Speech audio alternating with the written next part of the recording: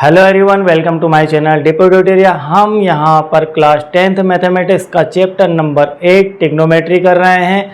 इससे पहले के पार्ट के अंदर हम ट्रिग्नोमेट्री का पूरा बेसिक फार्मूले और सब कुछ उसका कॉन्सेप्ट बना कर आए हैं। क्या होती है ट्रिग्नोमेट्री, पूरी समझ हमने वहाँ पर विकसित की थी और कुछ एग्जाम्पल भी वहाँ पर किए थे। अब हम ट्रिग्नोमेट्री की एक्सरसाइज 8.1 को यहाँ पर कंप्लीट आज करने वाले हैं। तो इसका क्वेश्चन नंबर 1, चलिए स्टार्ट करते हैं। इन एबीसी, इन ट्रायंगल एबीसी हमें दिया गया है एक ट्रायंगल एबीसी। हम यहाँ पर फॉन्ट मिस्टेक हो चुकी है, इसे लिख देते हैं triangle ABC. Triangle ABC right angle है। हमें एक एक वर्ड टू वर्ड इसे पढ़ना होगा और ट्रिग्नोमेट्री के अंदर हमें ट्रायंगल को ही रीड करना है, ट्रायंगल ही पढ़ना है। और ट्रायंगल के अंदर एक आपका एक्यूट एंगल होता है और एक राइट एंगल होता है। यह हम भली भांति पढ़ कर आए हैं। तो हमें यहाँ पर ट्रिग्नोमेट्री में जो यूज़ करना है ट्रायंगल, वह कैसा यूज़ करना है, वह यूज़ करना है एक एक्यूट एंगल और एक आपका राइट एंगल जिस ट्रायंगल के अंदर हो वैसा। तो राइट एंगल 8, तो इसके अंदर राइट एंगल कौन सा दिया गया है, यह त्रिभुज हमने बना लिया है। इस ट्रायंगल का यह राइट एंगल है 8B। स्पेशल कहा गया है कि आप इस राइट एंगल को B कहेंगे, हमने इसे B कह दिया। चलिए आगे बढ़ते हैं। AB = 24 centimetre. अब यहाँ पर AB की बात हो गई। अब हम पूरे इस ट्रायंगल के तीनों को नाम दे देते हैं। इसे B दे दिया, तो इसे आप काम कीजिए A दे दीजिए और इसे C कह दीजिए। तो ये आपका A है और ये आपका एक्यूट एंगल है। चलिए ठीक है, A और C को यहाँ पर यूज़ किया गया है। पहले हम A को यूज़ करते हैं। AB = 24 सेंटीमीटर, ये हमने रख दिया 24 सेंटीमीटर। ये कहाँ से लाए, हम क्वेश्चन के अकॉर्डिंग यहाँ देखकर लिख रहे हैं। BC 7 सेंटीमीटर, यह आपकी हो गई लेंथ 7 सेंटीमीटर की। ओके, अब हमें डिटरमाइन फाइंड करना है sine A, cos A, sine C और कोस C, इनकी वैल्यू निकाल कर देना है क्वेश्चन में आंसर के लिए। तो अब हम स्टार्ट करते हैं हमारा आंसर नंबर 1, साइन A। बड़े ध्यान से यहाँ पर देखना, यहाँ साइन A कोस A और यहाँ साइन C कोस C। मतलब जो हमें एक्यूट एंगल यूज़ करना है, सबसे ज़्यादा महत्वपूर्ण ही ट्रिग्नोमेट्री के अंदर एंगल है। तो यहाँ पर जो एंगल यूज़ करना है वह है A एंगल। A एंगल का यूज़ करना B पर्टिकुलर कह दिया है उन्होंने यहाँ पर कि हमारा राइट एंगल है, इसलिए बात आती है A के ऊपर। A यहाँ पर यूज़ किया गया है। ठीक है, साइन A और कोस A की वैल्यू फाइंड करना है। साइन A और कोस A निकालने के लिए हमें सबसे पहले इस ट्रायंगल की एक जो साइड फाइंड करना है वह फाइंड कर लेते हैं, क्योंकि हमें तीनों साइड की आवश्यकता इसमें लगेगी। तो इस साइड को फाइंड करते हैं। यह साइड हमारी कैसे फाइंड होगी, हम जानते हैं कि कोई भी ऐसा ट्रायंगल जिसके अंदर एक एंगल 90 डिग्री का हो, वहाँ पाइथागोरस प्रमेय लग जाती है। और हम पाइथागोरस प्रमेय का यूज़ करके इस साइड को फाइंड कर सकते हैं। तो पाइथागोरस प्रमेय हमें यह कहती है कि जो आपकी बड़ी वाली साइड होती है उसका स्क्वायर, इन तीनों साइड के अंदर सबसे बड़ी साइड आपकी कौन सी है, 90 डिग्री के एंगल के सामने वाली साइड। यह साइड आपकी हमेशा सबसे बड़ी साइड होगी। तो 90 डिग्री के सामने वाली साइड, उसको कहते हैं हाइपोटेनस, इसको कहते हैं हाइपोटेनस। तो हाइपोटेनस मतलब आपका AC का square equal to Pythagoras theorem के अनुसार अन्य दो साइड का स्क्वायर का सम। अन्य दो साइड में हम किसी को पहले लिख लेते हैं, AB का स्क्वायर प्लस BC का स्क्वायर। ऐसा लिख लिया हमने, AB का स्क्वायर प्लस BC का स्क्वायर। अब हम यहाँ पर वैल्यू पुट कर देते हैं। AC हमें फाइंड करना है, तो AC स्क्वायर बराबर AB स्क्वायर। AB की वैल्यू है 24, यहाँ रख दी 24 और इसकी स्क्वायर प्लस B से C की वैल्यू है 7, इसको रख दिया 7 और इसका स्क्वायर। तो AC का स्क्वायर 24 का स्क्वायर यदि हम करते हैं तो आ जाता है 24 का स्क्वायर करते हैं। 24 का जब स्क्वायर करेंगे तो आपके पास फाइनली प्राप्त हो जाएगा 576 प्लस 7 का स्क्वायर होता है 49। इन दोनों को ऐड कर लेते हैं। ऐड करने पर 620 आ जाएगा। 625 किसके वैल्यू है, AC स्क्वायर इसके इक्वल में चल रहा है, तो AC इक्वल टू निकालना है हमें, तो AC इक्वल टू √625 और AC इक्वल टू 625 का जब अंडर रूट फाइंड करेंगे तो वह आ जाएगा आपका 25। तो यह आ चुकी है AC की वैल्यू 25 सेंटीमीटर। तो इस प्रकार से आपने यहाँ पर एज को फाइंड कर लिया है 25 सेंटीमीटर। 25 सेंटीमीटर, यह तीनों आपकी साइड फाइंड हो चुकी है। अब हम चलते हैं क्वेश्चन की तरफ। क्वेश्चन में क्या पूछा गया, क्वेश्चन में पूछा गया साइन ए और कोस ए की वैल्यू क्या होगी। तो साइन ए की वैल्यू निकालने के लिए हम फार्मूला देखते हैं, उसका क्या होता है, साइन ए। यहाँ पर विशेष रूप से यदि आपने पिछला लेक्चर मिस किया है तो आप पिछला लेक्चर देख लीजिए, क्योंकि उसके अंदर सारा सब कुछ बेसिक वहीं पर बताया गया है। अब मैं सीधे सीधे आपको थोड़ा सा दिखा देता हूं कि क्या होता है। साइन ए, जिस एंगल को हम यूज़ करते हैं उस एंगल, साइन के लिए फार्मूला लिखना है तो उस एंगल के फ्रंट वाले साइड, मतलब हम लिख सकते हैं BC अपान हाइपोटेनस। हाइपोटेनस है आपका AC, इसको इस प्रकार से लिखा जाता है। तो sine A equal to BC की वैल्यू क्या है, BC की वैल्यू है यहाँ पर 7/25। यह आपका एक आंसर आ चुका है। इसी प्रकार से यदि आप निकालेंगे कोस ए, तो कोस ए इक्वल टू, कोस ए की वैल्यू निकालना है तो कोस का फार्मूला यह कहता है कि जो आप एंगल यूज़ कर रहे हैं, जो एंगल से, मतलब हम एंगल ए यूज़ कर रहे हैं, तो एंगल ए के साइड वाली लगी हुई उससे, उसके संलग्न, उसके साइड में लगी हुई ज्वाइंट साइड कौन सी है, ज्वाइंट साइड है AB। हम यहाँ लिखेंगे AB बटे हाइपोटेनस AC, ये लिख दिया AC। AB की वैल्यू क्या है 24 और AC की वैल्यू है 25। यह आपका एक और आंसर आ चुका है। किसकी वैल्यू है ये, हमारी कोस A की वैल्यू। तो इस प्रकार से हमने दो वैल्यू फाइंड की, एक कोस A की कर ली और एक साइन A की कर ली। ये आपकी साइन A की वैल्यू आ चुकी है। सबसे बड़ी गलती यहाँ पर होती है, कोस ए और साइन ए के एंगल के फ्रंट वाली साइड लेना है या उससे ज्वाइंट साइड लेना है। तो हमें साइन के लिए हमेशा एंगल के फ्रंट वाली साइड के अपान में हाइपोटेनस और कोस के लिए उसके ज्वाइंट साइड के अपान में हाइपोटेनस लेना है। तो इस प्रकार से ये दोनों फाइंड हो चुके हैं। अब हम इस क्वेश्चन के सेकंड पार्ट को देखते हैं। मतलब इस क्वेश्चन नंबर 1 में दो क्वेश्चन है, पहला पार्ट ये हो गया और सेकंड पार्ट ये हो गया। तो पहले पार्ट के अंदर ये सब पूछा गया है। क्वेश्चन नंबर 1 का 1 यहाँ पर हो गया। अब 2 की बात करते हैं। 2 में यहाँ पर C एंगल का यूज़ किया गया है, A के प्लेस पर C एंगल का यूज़ किया गया है। तो जब C एंगल का यूज़ किया गया है तो हम इस एंगल के अकॉर्डिंग ही क्वेश्चन को बनाएंगे।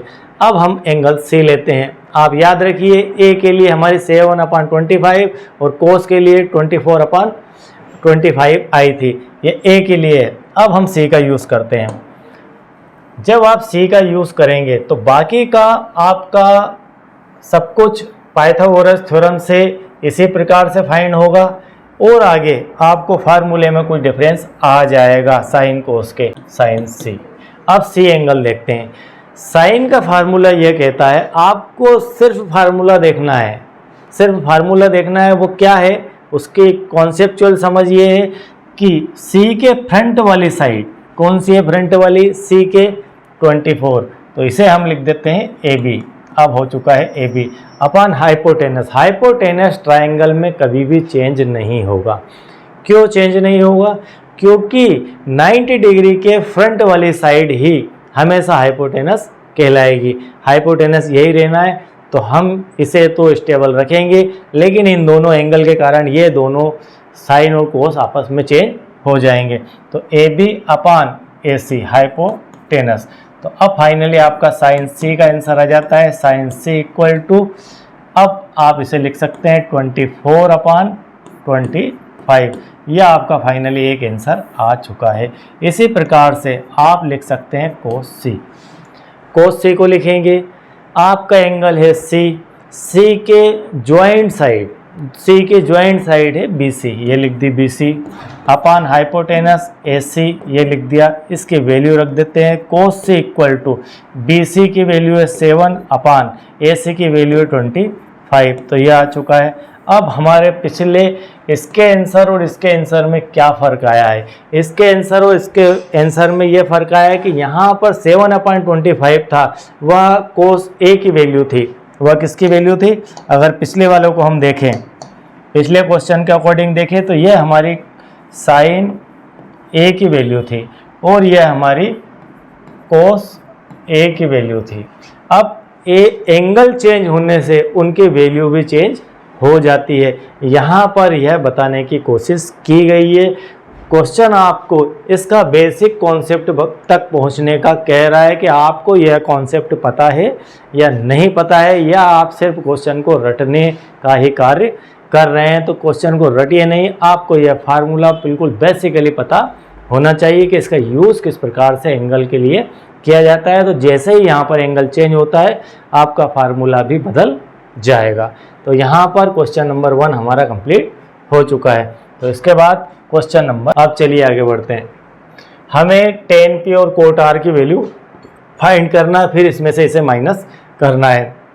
तो ये निकालने के लिए हमें इस ट्राइंगल की तीनों साइड पता होना चाहिए। हमें दोनों साइड दी है, तीसरी साइड फाइंड करना है। और हम जानते हैं कि यहाँ पर पाइथागोरस प्रमेय लग जाएगी, क्योंकि हमारे पास एक ट्राइंगल का एक एंगल राइट एंगल है। तो हम यहाँ पर पाइथागोरस थ्योरम का यूज़ करते हैं और आंसर नंबर 2 देखते हैं। आंसर नंबर 2 पाइथागोरस थ्योरम के यूज़ से। तो ट्राइंगल कौन सा है? ट्राइंगल अपना PQR, PQR, और हमने Q को बीच में रखा है। Q को बीच में इसलिए रखा है क्योंकि हमारा जो मेन एंगल है वह Q ही है। Q ही हमारा मेन एंगल है जो कि 90 डिग्री का एंगल है, इसलिए PQR लिखेंगे। उस PQR के अंदर पाइथागोरस थ्योरम लगाते हैं तो हम देखते हैं कि कौन एंगल Q के फ्रंट साइड का स्क्वायर, फ्रंट साइड क्या है? PR, PR का स्क्वायर इक्वल टू QR का स्क्वायर प्लस PQ का स्क्वायर। पाइथागोरस थ्योरम कहती है कि जो बड़ी साइड है उसका स्क्वायर अन्य दो साइड के स्क्वायर के सम के बराबर होगा। हमने लिख दिया यहाँ पर PR की वैल्यू दी है 13 का स्क्वायर इक्वल टू QR हमें फाइंड करना है, ये रख दिया, और इसका स्क्वायर प्लस PQ की वैल्यू क्या दी गई है? यहाँ पर दी गई है 12 और इसका स्क्वायर 12 का, ये हो जाता है 169। QR का स्क्वायर प्लस 144 इस तरफ ले आते हैं तो 169 माइनस 144 इक्वल टू QR का होल स्क्वायर। 169 में से 144 गए तो आपके पास बच जाएंगे यहाँ पर 25, 44 और 49, 59, 25 इक्वल टू QR का स्क्वायर। तो QR इक्वल टू हो जाती है √25, तो QR इक्वल टू हो जाता है 5। तो QR की वैल्यू यहाँ पर फाइनली प्राप्त हो जाती है 5 सेंटीमीटर। QR की वैल्यू आ गई 5 सेंटीमीटर। अब हमें जो फाइंड करना है वो सब फाइंड कर लेते हैं। अब हमें फाइंड करना है tan P। पहले हम tan P की वैल्यू निकालते हैं। tan P पहले P एंगल देखेंगे, पहले P एंगल का यूज़ करेंगे। tan P equal to angle के अकॉर्डिंग यदि देखें तो tan को हम लिखते हैं, क्या लिखते हैं? आपकी इस एंगल के लिए अगर मान लीजिए थोड़ी देर के लिए आप एक ऐसा समझिए कि ये वाला अगर एंगल होता आपका P, तो आप क्या लिखते? तब आप इसे लिखते कि इस एंगल के फ्रंट वाली साइड, फ्रंट वाली साइड क्या है? फ्रंट वाली साइड आपकी इस एंगल की ये वाली है, मतलब हम लिखेंगे QR। क्या लिखेंगे? QR। ये हमारी इस एंगल के हिसाब से चलें तो ये हमारी फ्रंट साइड है, इसकी अपान में बेस लिखते हैं, मतलब हम लिखते थे P/B और P अपान B लिखते हैं तो और इसी को यदि हम सीधा ऐसा कर लें, इसको घुमा के हमने ऐसा कर लिया, आप इसे ऐसा देखिए कि ये ऐसा हो गया, तब आपका P कहाँ आएगा, तब आपका P यहाँ आएगा और आपका B यहाँ आएगा। तो QR अपान PQ ये हो चुका है PR QR अपान PQ। इस हिसाब से आप इसे लिख सकते हैं, क्या लिख सकते हैं, 5/12 5/12 ये आपके 10P की वैल्यू आ जाती है, यह आपकी 10P की वैल्यू आ जाती है। और सेकंड आपको फाइंड करना है 10R की वैल्यू, कोट R की, तो कोट R। अब हम एंगल यूज करेंगे R वाला, ज्वाइंट साइड है QR की, ये वाली, ये एंगल यूज कर रहे हैं, तो QR हमारी ज्वाइंट साइड है और इसके फ्रंट साइड है PQ, ये लिख दी PQ। तो cot R equal to QR की वैल्यू है यहाँ पर 5 और PQ की वैल्यू है 12। तो यहाँ पर दोनों की वैल्यू आ चुकी है। अब दोनों की वैल्यू आने के बाद इसे फाइंड कर लेते हैं। फाइंड हमें क्या करना था, फाइंड करना था 10P माइनस कोट R। तो 10P minus cot R equal to 10P की वैल्यू रखते हैं, 10P की वैल्यू 5/12, ये हो गई 5/12। कोट R की जो वैल्यू 5/12 यह भी आ गई 5/12। अब दोनों को यहाँ पर सिंप्लीफाई कर देते हैं, तो 12 5 minus 5 equal to 0/12 equal to 0। तो फाइनली इसकी वैल्यू हमें प्राप्त हो जाती है 0। तो इस प्रकार से आप इस क्वेश्चन को सॉल्व कर सकते हैं। क्वेश्चन में हमें सिर्फ यही सिखाने की कोशिश की जा रही है, हमसे यह पूछने की कोशिश की जा रही है, क्या आपको इस प्रकार का वेरिएशन पता है या नहीं पता है।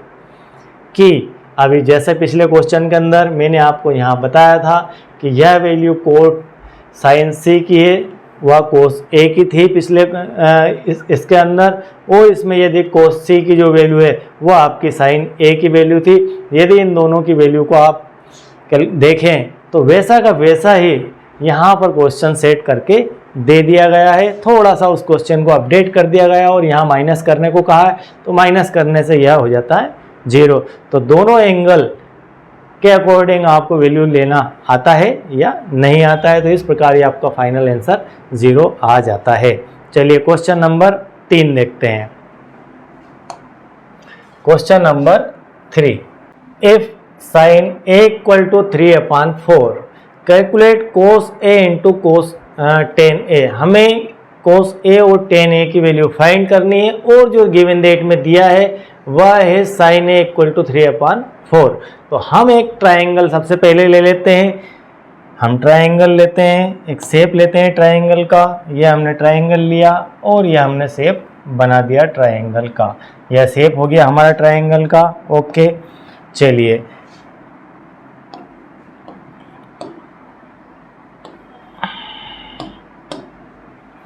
इस ट्राइंगल को हम नाम दे देते हैं ट्राइंगल ABC। क्या नाम दिया हमने इसे कह देते हैं ट्राइंगल ABC। आंसर नंबर 3 हमने लिया ट्राइंगल ABC। ट्राइंगल ABC के अंदर एंगल B, क्या लिया, angle B equal to 90 degree. Angle B आपका 90 डिग्री का एंगल है, मतलब फाइनली हमने कह दिया कि ये जो एंगल है हमारा यह 90 डिग्री का एंगल है। ओके, अब हम बाकी दो साइड को भी नाम दे देते हैं। यहाँ पर इसे नाम दे दिया A और इसे नाम दे दिया यहाँ पर C। ओके, ये दोनों पॉइंट हो चुके हैं A और C, और यह पॉइंट हो गया B। तो ये हमारा एक राइट एंगल और ये दोनों हमारे एक्यूट एंगल हो जाते हैं। चूंकि हमें क्वेश्चन में A का ही यूज़ करना है, यहाँ पर साइन A है, कोस A है, टेन है, तो हमें A का यूज़ करना है, इसलिए हमने यहाँ पर A को नीचे की तरफ रख लिया है। यदि C का यूज़ करना हो तो C को यहाँ रखते और A को वहाँ रख लेते, थोड़ी सी सुविधा हो जाती है। अब हमें क्वेश्चन में दिया गया है sine A equal to 3/4। Question में दिया गया 3/4 साइन की value, sine A equal to दिया गया है 3/4। हम इसे यूज करके इस ट्राइंगल में लिखेंगे।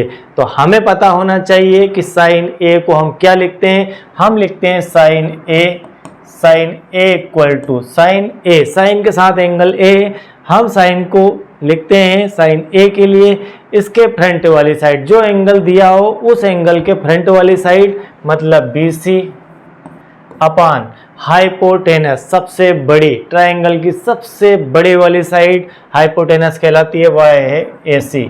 अगर हमें दिया है साइन ए इक्वल टू 3/4, तो हम इसे लिख सकते हैं यहाँ पर 3/4। इस हिसाब से हमारा होता है BC equal to 3 and AC equal to हो जाता है 4। ये दो वैल्यू हमारे पास निकल कर और आ गई है। हम यहाँ लिख देते हैं इसे BC इक्वल टू 3 और AC इक्वल टू 4। अब हमें वैल्यू चाहिए AB की, AB की वैल्यू चाहिए तो हम यूज़ करते हैं पाइथागोरस थ्योरम। कहाँ यूज़ करते हैं पाइथागोरस थ्योरम? ट्रायंगल ABC में, ठीक है, इसके अंदर बाय पाइथागोरस थ्योरम।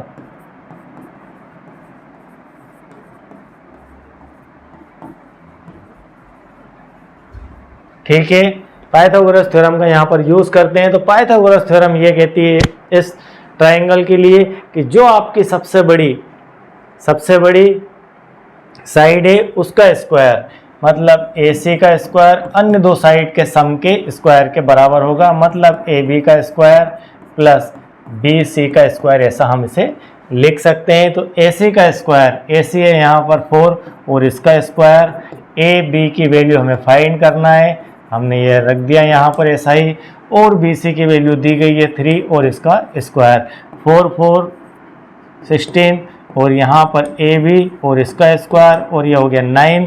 तो 16 - 9 इक्वल टू AB स्क्वायर, और यहाँ पर बचता है 16 में से 9 माइनस होता है तो क्या बचेगा, यहाँ पर 7 बच जाएगा। तो यहाँ पर 7 इक्वल टू AB स्क्वायर, और यहाँ पर AB की वैल्यू फाइनली आ जाती है √7। तो यहाँ पर हम लिख सकते हैं इसे √7। तो यह वैल्यू हमारी आ चुकी है √7। इस प्रकार से हमने इस ट्रायंगल की तीनों साइड फाइंड कर ली। अब हम सीधे सीधे कोस और टेन को यहाँ पर लिख सकते हैं। अब हम इसे थोड़ा सा क्लियर कर देते हैं और कोस और टेन को लिख लेते हैं। चलिए, कोस और टेन की वैल्यू निकालने के लिए आपको उनके पहले फार्मूला बनाना होगा दोनों का, कि कोस टेन का फार्मूला क्या होता है और कोस टेन का एंगल ए से फार्मूला क्या होगा। तो हम यहाँ लिखते हैं कोस ए इक्वल टू होता है, जैसे हमने साइन सीखा था वैसे कोस सीखा था, टेन सीखा था, तो हम यहाँ पर पहले यूज़ करते हैं कोस। तो कोस के लिए, साइन तो अभी हमने देखा, कोस के लिए कहते हैं कि ये वाली side joint side upon hypotenuse, joint side upon hypotenuse. तो ज्वाइंट साइड क्या है इसकी? AB है, इसकी ज्वाइंट साइड AB है और हाइपोटेनस है हमारा AC। तो हम इसे लिख सकते हैं कोस A इक्वल टू आपकी ज्वाइंट साइड की वैल्यू √7 AB की और इसकी वैल्यू है 4। तो यह आपका कोस A आ चुका है। इसी टाइप से टेन A निकालना है। तो टेन A क्या कहता है? टेन A कहता है हमारा फार्मूला कि आप जो एंगल आप यूज़ कर रहे हैं उसके फ्रंट वाली साइड मतलब BC और उसकी ज्वाइंट साइड मतलब AB लिखिए और इनकी वैल्यू रख दीजिए। तो BC की वैल्यू है 3 और AB की वैल्यू है √7। ठीक है, ये आपकी टेन A की वैल्यू आ चुकी है। इस प्रकार से क्वेश्चन में हमें कोस A और टेन A को कैलकुलेट करने के लिए कहा गया था और ये दोनों हमने कैलकुलेट कर भी दिए हैं। तो ये आपका इसका कैलकुलेशन हो चुका है। इसी प्रकार से आपका क्वेश्चन नंबर 4, क्वेश्चन नंबर 4 है given 5 cot A equal to 8 find. क्या दिया गया है? हमें क्या दिया गया है? दिया गया है कि 5 कोट A। आंसर नंबर 4 क्या दिया गया है? गिवन डेट में, गिवन डेट सबसे पहले लिखते हैं क्या दिया है? 5 कोट ए इक्वल टू 8। इसका अर्थ है कि कोट ए इक्वल टू 8/15 है, 8/15 है। अब यहाँ पर हमें एक ट्राइंगल की आवश्यकता लगेगी। सबसे पहले एक ट्राइंगल ले लेते हैं हमने एक ट्राइंगल ये, चलिए ट्राइंगल के अंदर ऐसा नहीं दिया गया है कि आपको क्या नाम देना है और कौन सा एंगल आपका 90 डिग्री का एंगल है और कौन सा एंगल आपका एक्यूट एंगल है। तो हम यहाँ पर एक ट्राइंगल मान लेते हैं। क्या ट्राइंगल मान लेते हैं कि हमने मान लिया कि हम ट्राइंगल ABC है। क्या है? ABC है, क्योंकि ए उसके अंदर दिया गया है और ABC में angle B equal to 90 degree है। यह हम मान लेते हैं ऐसा कि एंगल B उस ट्राइंगल का 90 डिग्री है और हमारा एंगल ABC है। तो यह आपका A हो गया, यह आपका A, यह आपका B और यह आपका C और यह आपका 90 डिग्री का एंगल, राइट एंगल। ठीक है, यह आपका 90 डिग्री का एंगल, राइट एंगल। अब कोट A इक्वल टू 8/15, अगर हम कोट A को लिखना चाहें इसके रेशो के फार्मूले में, तो रेशो का फार्मूला एंगल A के लिए, कोट के लिए क्या बनता है? tan के लिए बनता है कि फ्रंट वाली साइड अपान ज्वाइंट साइड, tan के लिए बनता है। यदि हम देखें tan को, तो tan A का फार्मूला बनता है फ्रंट वाली साइड मतलब BC/AB। इस प्रकार से आपका फार्मूला tan के लिए बनेगा। तो कोट के लिए जस्ट tan का अपोजिट फार्मूला बनेगा, अर्थात हम इसे लिख सकते हैं, क्या लिख सकते हैं? AB/BC, ऐसा लिख सकते हैं। कोट के लिए ज्वाइंट साइड, जो एंगल यूज आप कर रहे हैं उसके ज्वाइंट साइड अपान उसकी फ्रंट साइड। तो यहाँ पर ज्वाइंट साइड AB है और फ्रंट साइड जो है BC है। तो यहाँ पर हम इसे लिख सकते हैं, क्या दिया गया है? कोट A की वैल्यू, कोट A की वैल्यू दी गई है 8/15। तो 8/15 इक्वल टू AB/BC। इस हिसाब से अगर देखें तो AB की वैल्यू निकल कर आती है AB इक्वल टू 8 और BC इक्वल टू 15 और BC इक्वल टू 15। हम वैल्यू यहाँ पर रख देते हैं। तो AB की वैल्यू है हमारी 8, A से B की वैल्यू 8 और B से C की वैल्यू है 15। ये दो वैल्यू हमारे पास आ चुकी है। अब तीसरी साइड हमें फाइंड करना है। तो हम ट्राइंगल ABC के अंदर हम कौन सा ट्राइंगल लेते हैं? वही हमारा ट्राइंगल है, कोई बदलने वाला नहीं है। ABC के अंदर पाइथागोरस थ्योरम लगा देते हैं। पाइथागोरस थ्योरम का यूज़ जब हम करेंगे तो हम लिख सकते हैं कि AC का स्क्वायर बराबर AB का स्क्वायर प्लस BC का स्क्वायर, और AC हमें फाइंड करना है। AC का स्क्वायर बराबर AB 8 और इसका स्क्वायर, BC आपकी 15 और इसका स्क्वायर, 8 का स्क्वायर 64 और ये हो गया 225 और इन दोनों को 8 किया 200 और आप जोड़ लीजिए, ये आपका 5 और 4 9 और यहाँ पर 6 और 2 8, 289 आ चुका है। अब 289 AC स्क्वायर के इक्वल टू में चल रहा है। तो AC इक्वल टू √289। तो AC इक्वल टू क्या आ जाएगा? 289। 289 मतलब ये आपका हो चुका है 17 का स्क्वायर। 289 का अंडर रूट होता है 17 और 17 का स्क्वायर होता है 289। तो इस प्रकार आपको यह मिल चुकी है AC बराबर 17, ठीक है 17। अब सब कुछ आसान हो जाएगा। अब आप यहाँ से साइन A और सेक A की वैल्यू फाइंड कर सकते हैं। तो इसे यहाँ से क्लियर करके हम साइन A और कोस A की वैल्यू फाइंड कर देते हैं। तो आप चाहें तो मैं यहाँ पर इसे लिख देता हूँ। यहाँ पर लिख लेते हैं साइन A।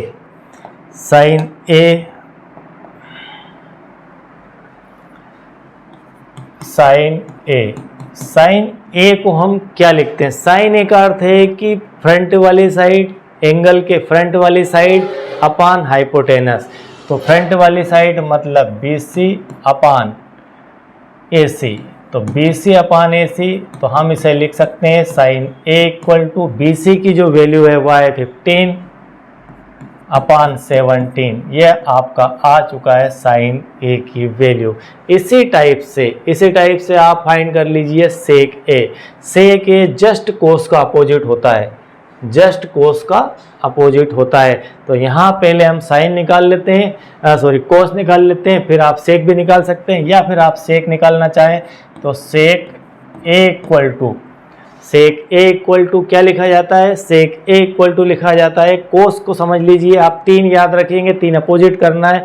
कोस को लिखते हैं हम ज्वाइंट साइड अपॉन हाइपोटेनस, तो इसे लिखेंगे hypotenuse upon joint side. Hypotenuse मतलब AC अपॉन ज्वाइंट साइड हमारी AB।